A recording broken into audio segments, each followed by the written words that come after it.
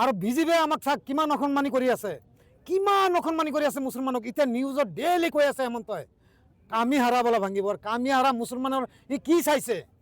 একবাৰ যদি মুছলমান জাগি যায় তেনেহ'লে তাৰ কামি হাৰা লৈ গম নাপায়হি।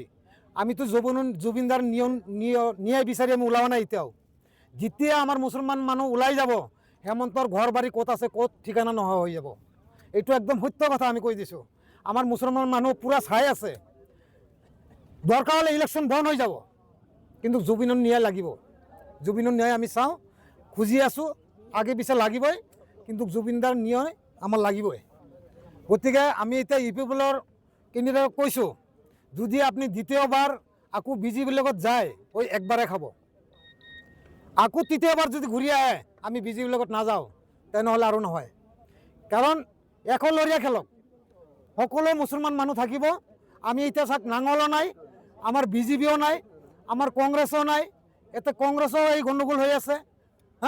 গতিকে আমি এতিয়া গোটাই মানুহ, আমি মুছলমান মানুহ ইউ পি পিএলত থাকিম, ওদালগুৰি ডিষ্ট্ৰিক্টত। গতিকে ইউ পি পিএলৰ মানুহখিনি ঠিক থাকিব লাগে, আৰু কোনো যাতে এই বিজেপি চিজেপিৰ লগত লগ নহয়, সেইটো আমাৰ পূৰা কামনা।